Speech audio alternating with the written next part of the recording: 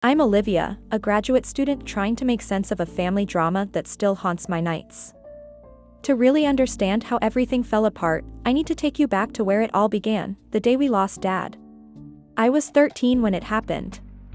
Just an ordinary Tuesday afternoon. Dad, Thomas Mitchell, was driving home from work. Then came the call that changed everything. A drunk driver had run a red light, slamming into Dad's car at full speed. He held on for 3 days in the hospital, but his injuries were too severe. I still remember those 3 days like a fever dream. The antiseptic smell of the hospital corridors. The steady beep of monitors. The hushed conversations between doctors.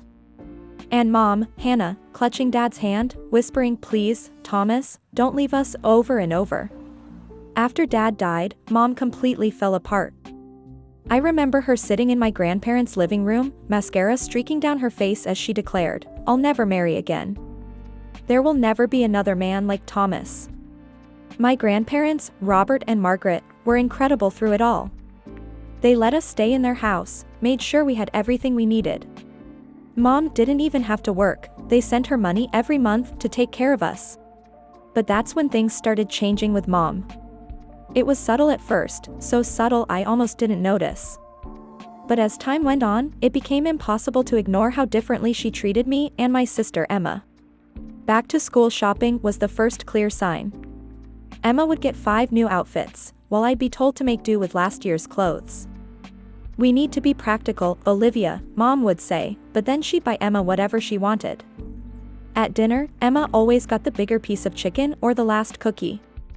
Small things, maybe, but they added up. The piano was what really drove it home though. I'd been taking lessons since I was 6, and I loved it. Music was my escape, my way of expressing everything I couldn't put into words. I'd practice for hours, losing myself in Chopin and Beethoven. My teacher said I had real talent.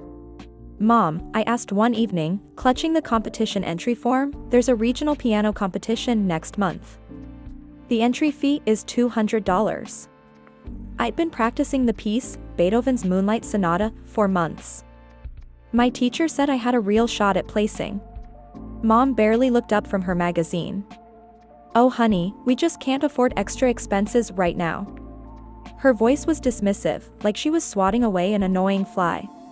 But the very next week, when Emma mentioned wanting to take ballet classes, $300 a month plus costume fees, Mom's face lit up.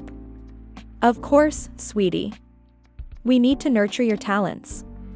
She signed Emma up that very afternoon. I remember standing in our living room, staring at the piano that Dad had bought for me on my 6th birthday. He used to sit beside me while I practiced, humming along off-key but with such joy. Now the piano sat silent, gathering dust. I couldn't bring myself to play anymore. What was the point? It wasn't Emma's fault though. She was different from Mom, she'd try to share her new things with me, stick up for me when she could. "Here, Liv," she'd say, holding out her new sweater, "you can borrow this anytime." Or she'd save half her cookie for me, sneaking it to me later when Mom wasn't looking. That's what made it bearable, I guess. Knowing that even if Mom played favorites, Emma never did. The pattern continued through everything. When we both needed help with homework, Mom would drop everything to help Emma while telling me to figure it out on my own.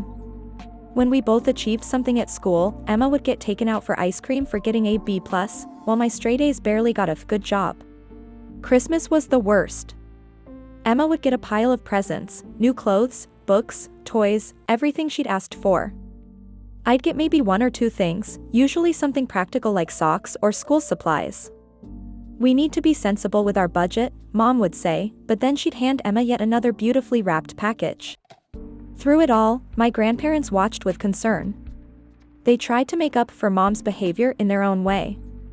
Grandpa would slip me extra allowance money, and Grandma would take me shopping, just the 2 of us. "You're so like your father," she'd say, squeezing my hand. "He'd be so proud of you." I learned to live with it, I suppose. Found ways to cope. I threw myself into my studies, knowing education was my ticket to somewhere else, somewhere I could breathe. Emma helped too, in her own way. She'd share her excitement about ballet with me, showing me her routines and asking for my opinion. In return, I'd help her with her homework, explaining math problems or editing her English essays. We were a team, Emma and me, no matter what Mom did or said. When she'd praise Emma's ballet recital while ignoring my academic achievements, Emma would wait until we were alone and then ask me all about my latest science project or debate team victory.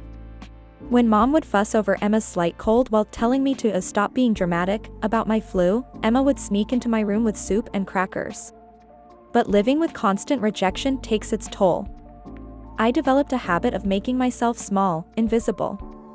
I learned to move quietly through the house, to ask for nothing, to expect nothing. I became hyper-independent, solving my own problems because I knew asking for help was pointless. In group projects at school, I'd take on the hardest parts without complaint. When I got sick, I'd suffer in silence. Looking back now, I can see how those years shaped me. The constant message that I was somehow less worthy, less important, less loved, it seeps into your bones. But it also made me stronger in ways I never expected.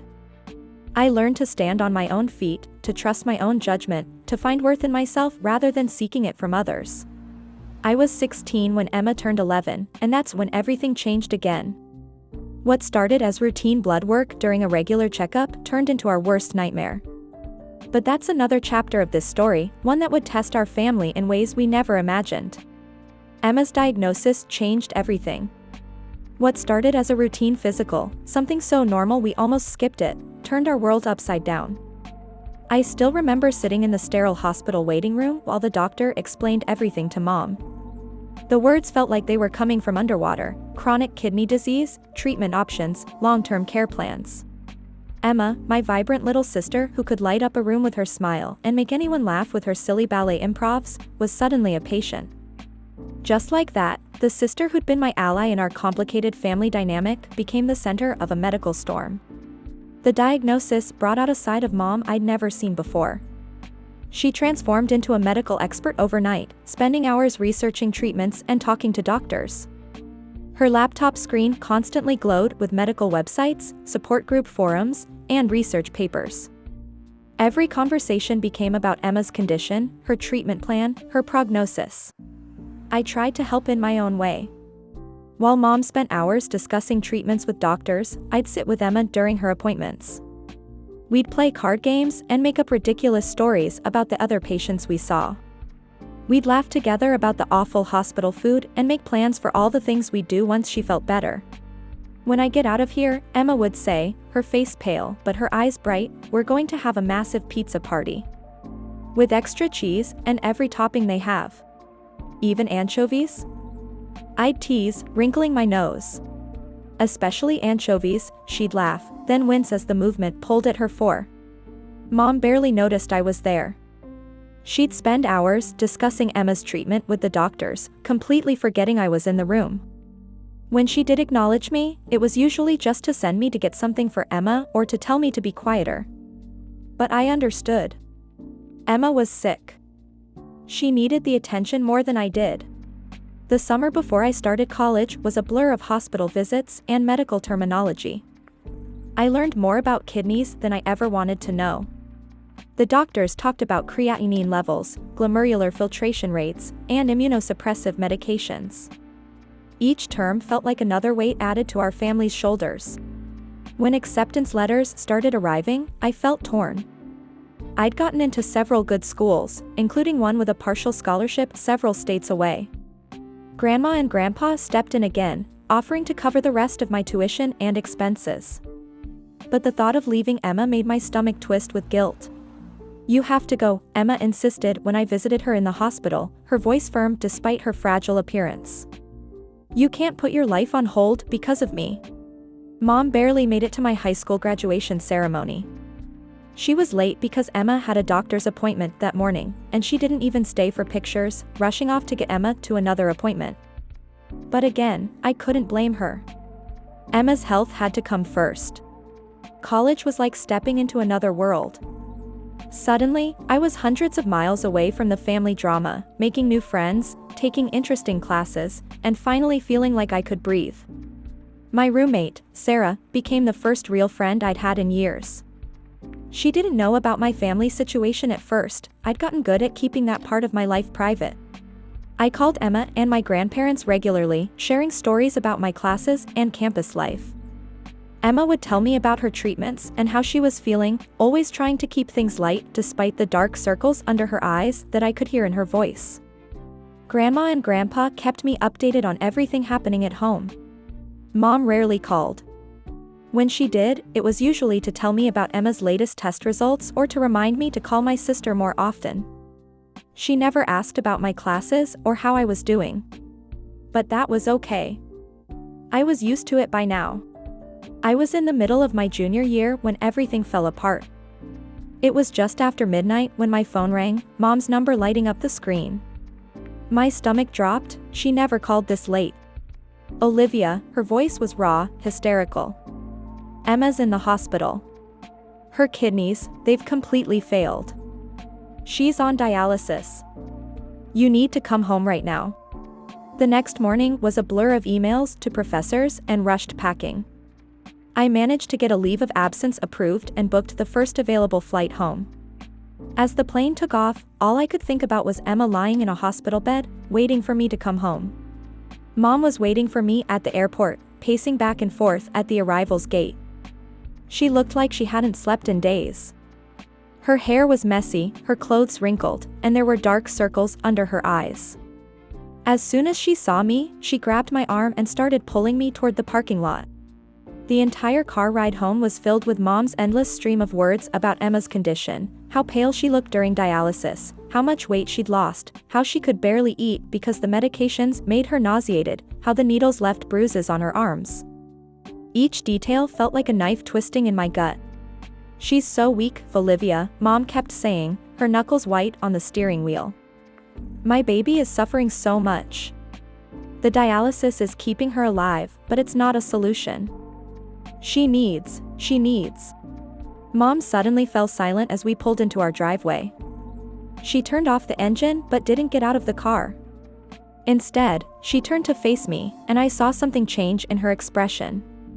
The worried, tearful look was replaced by something harder, colder. You can save her, she said, her voice suddenly stern and commanding. You must give her your kidney. I sat there, frozen. It wasn't the suggestion that shocked me, of course I'd considered the possibility of being a donor. It was the way she said it, like she was ordering me to hand over an object that belonged to her. Mom, I said carefully, what about the risks? What would happen to my health if I dash? She cut me off with a harsh laugh. Your health? Emma's life is at stake, and you're worried about yourself? How can you be so selfish? The cruelty of her words hit me like a physical blow. I couldn't breathe, couldn't think. I stumbled out of the car and ran into the house, tears already streaming down my face.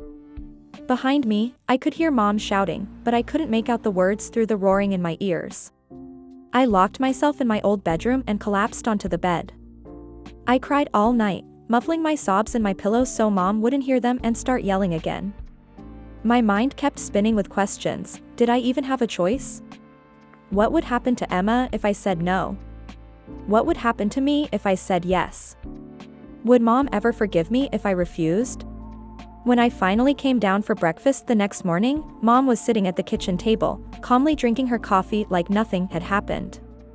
She looked up when I walked in and, in a matter-of-fact tone, said, "We need to get you tested as soon as possible to make sure you're a suitable donor. I'll call the hospital today to schedule the appointments."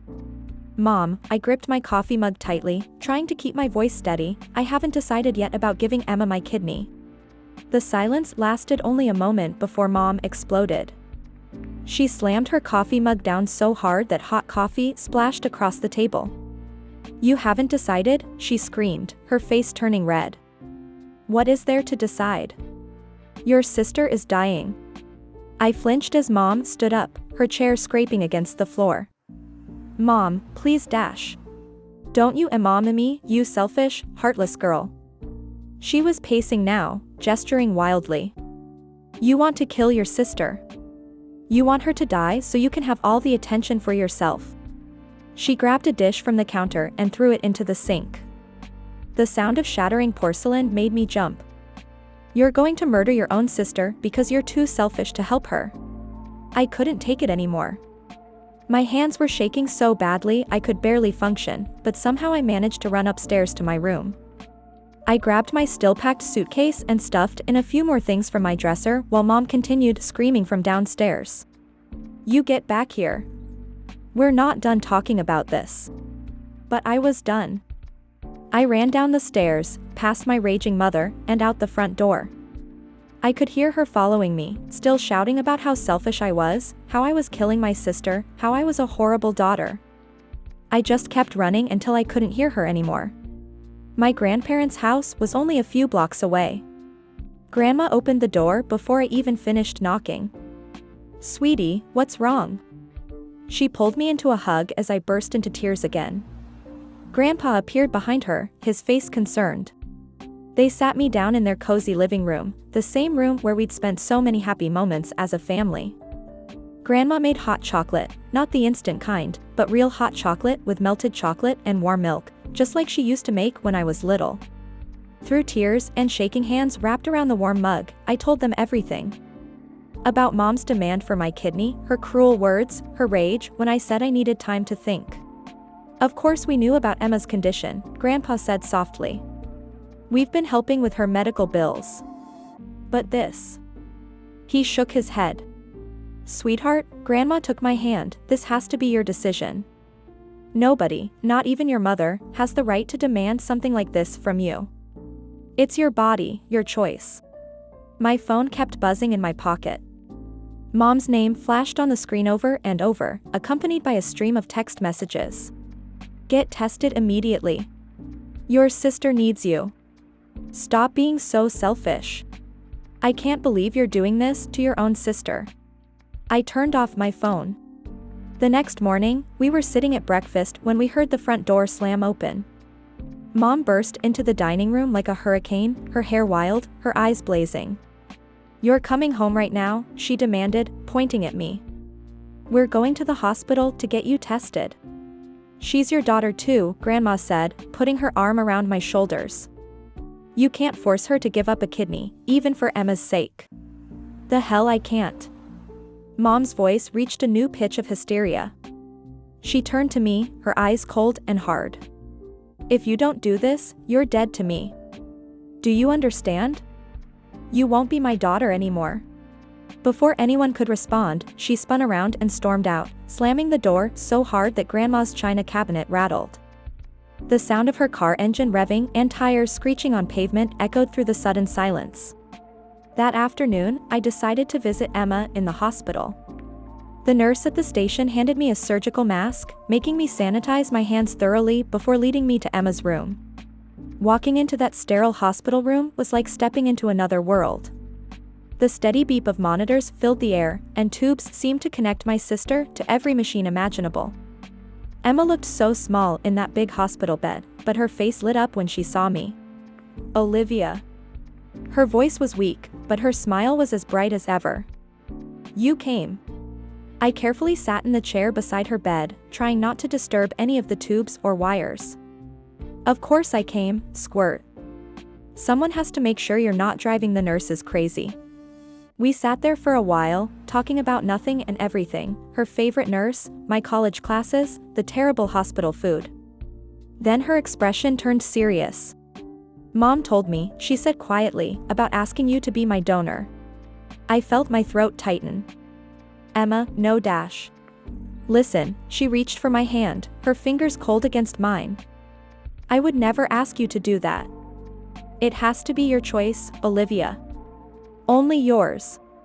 Tears welled up in my eyes as I squeezed her hand. Here she was, hooked up to machines, fighting for her life, and still thinking about my feelings while Mom was at home screaming about my selfishness. Looking at her lying there, so brave and so sick, I made my decision. I want to get tested, I said, not because Mom's forcing me, but because I want to know if I can help.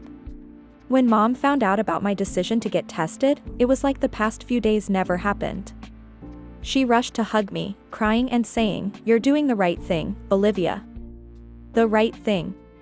I moved back home from my grandparents' house, and over the next few weeks, I underwent test after test, blood draws, tissue typing, psychological evaluations, the works.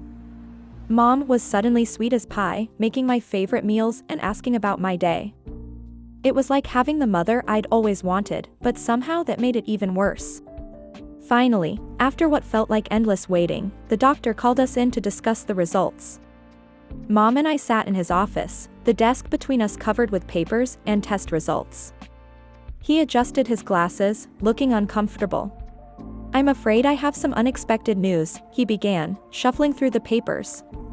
"According to these tests, Olivia cannot be a donor for Emma." Mom leaned forward. "What? Why not?" "We can do more tests, Dash." "It's not about more tests," the doctor interrupted gently. "The issue is, well, the degree of kinship between Olivia and Emma. It's not sufficient for a transplant." I sat there in the doctor's office, trying to make sense of his words. The room seemed to be spinning slightly. "I don't understand," I said slowly. "What exactly do you mean by a degree of kinship? Can you explain?" The doctor cleared his throat, glancing between Mom and me. "Well, the genetic markers in your blood work show that you and Emma are not full siblings. You share only one parent in common." I turned to look at Mom. She had gone completely white, her hands gripping the arms of her chair so tightly that her knuckles matched her face. "Mom," my voice came out as barely a whisper, "what's he talking about? How is this possible?" She jumped to her feet so quickly that her chair almost fell over. "This doesn't matter. None of this matters. We'll find another donor." Before either of us could say anything else, she bolted from the office, letting the door slam behind her. The doctor waited a moment before speaking again, his voice gentle. "Miss Mitchell, the tests show that while you and Emma share the same mother, you have different fathers. Your sister's biological father is not the same man who raised you." The words hit me like a physical blow. Different fathers. My sister's biological father isn't my father. Mom had cheated on Dad. Had an affair.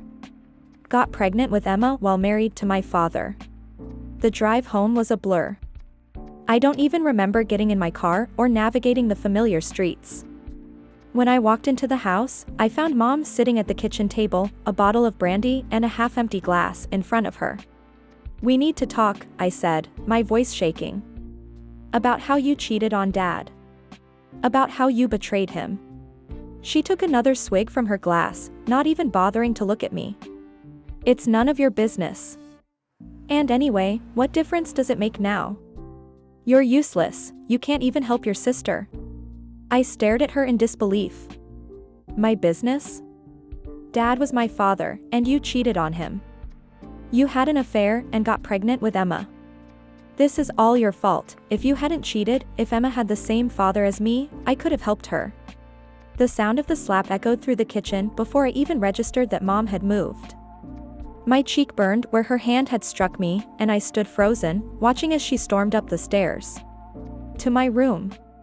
She came back moments later with my suitcase, the one I'd barely unpacked after moving back from my grandparents, and threw it at my feet. "Get out," she screamed, her words slightly slurred from the brandy. "I never loved you anyway. It should have been you. You should have been the one who got sick, not my precious Emma."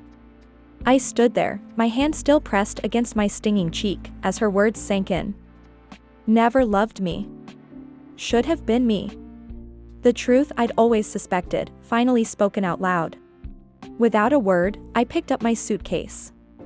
Mom was still screaming, but her words had become meaningless noise. I walked out the front door, pulling it closed behind me, cutting off her voice mid-rant. I found myself back at my grandparents' doorstep, tears streaming down my face. This time when Grandma opened the door, I couldn't even speak. I just fell into her arms, sobbing. They sat me down in the kitchen, and through hiccuping breaths, I told them everything, about the test results, about Mom's affair, about how Emma wasn't really Dad's daughter, about Mom's cruel words, and how she'd thrown me out. Grandma's face grew harder with each word, while Grandpa sat completely still, his coffee growing cold in front of him. "We'll handle this," Grandma said firmly, reaching for the phone. She called Mom the next morning, putting it on speaker so Grandpa could hear too. Hannah, Grandma's voice was cold as ice, pack your things. You need to leave the house. What? Mom's voice crackled through the speaker. What are you talking about? That house belongs to us, Grandma continued, and you who betrayed our son, who's been cruel to our granddaughter, you have no right to live there anymore. It was just one time. Mom's voice rose to a shriek. It was an accident. I loved John, I really did. And I love Olivia too, you have to believe me. One time was enough, Grandpa spoke up, his voice trembling with anger. Please, Mom was crying now. Where will we go? What about Emma's treatment? We could stop paying for Emma's treatment, Grandma said coldly. She's not our granddaughter, after all. I felt my heart stop for a moment, but Grandma continued, but we won't do that. We're not cruel like you, Hannah. We'll continue to pay for Emma's treatment because she's an innocent child who needs help. But you need to leave that house. Find your own place to live and get a job. It's long past time you stood on your own 2 feet. The next day, I went to visit Emma in the hospital. She looked even smaller than before, if that was possible. When I walked in, she gave me a weak smile. Hey, she said softly. So I guess we know why you can't be my donor now. Different dads, who would have thought, right? Listen to me, I squeezed her hand. Nothing has changed between us. You're still my sister, and I still love you. Grandma and Grandpa are going to keep helping with your treatment. We're going to find you a donor, Emma. I promise. Really? Her eyes filled with tears. Even though I'm not really their dash. Really, I cut her off firmly. Family isn't just about blood. It's about love, and you're my sister, no matter what any test says. It's been 3 months since everything fell apart, though sometimes it feels like years. I'm back at college now, trying to focus on my studies and build some kind of normal life. Mom is still living in the house. Grandma and Grandpa decided to let her stay, not for her sake, but for Emma's. She needs someone to drive her to dialysis, Grandpa explained when I questioned their decision, and someone needs to be there when she's not feeling well. Emma goes to the hemodialysis center 3 times a week. It's hard on her body, but she's tough. We talk on the phone almost every day, and she never complains, though I can sometimes hear the exhaustion in her voice. But last week, everything changed. Emma called me, and for the first time in months, she sounded excited. Olivia, she practically shouted into the phone. They found a donor. The doctor just told us, there was this man, he died in an accident, but he was an organ donor, and I'm a match. She was crying now, happy tears. I'm getting a kidney, Olivia. I might actually get better. I found myself crying too, relief washing over me like a wave. After everything we'd been through, finally some good news. When I want to see Emma now, I arrange it through our grandparents. She comes to their house, and we spend time together there, away from Mom. Grandma makes us hot chocolate, the real kind, still, and Grandpa tells terrible jokes that make Emma laugh until she has to hold her sides. They treat Emma with such kindness, even though they know she's not their biological granddaughter. She's just a child, Grandma said once when I mentioned it. None of this is her fault. They did pull me aside last week though, after Emma had gone home. We need to talk about something serious, Grandpa said, sitting me down in his study. About our will. I started to protest, but he held up his hand. You need to know this. Everything we have and the house, our savings, everything, it's going to you, Olivia. Only you. But Emma I began. Emma isn't our granddaughter, Grandma said gently.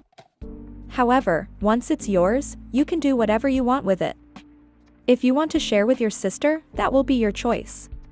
I understood what they were really saying. They were punishing Mom, not Emma. Speaking of Mom, she called me yesterday. I almost didn't answer, but something made me pick up. Olivia, her voice was small, hesitant. I need your help. Could you talk to your grandparents? Ask them to let me stay in the house permanently? No, my voice was firm, final. Please, Olivia. I'm your mother. I know I made mistakes, but mistakes? I cut her off. You cheated on Dad. You lied to everyone for years. You treated me like I was nothing. You never loved me. That's not true. I hung up the phone. Maybe someday I'll forgive her. Maybe someday the pain of her betrayal won't feel so sharp. But not today.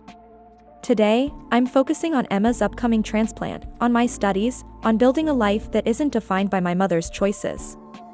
Because I've learned something through all of this, family isn't about blood or DNA tests or who gave birth to whom. It's about love, about choices, about who stands by you when everything falls apart. And sometimes, the family you choose, or the family that chooses you, is stronger than any biological bond could ever be.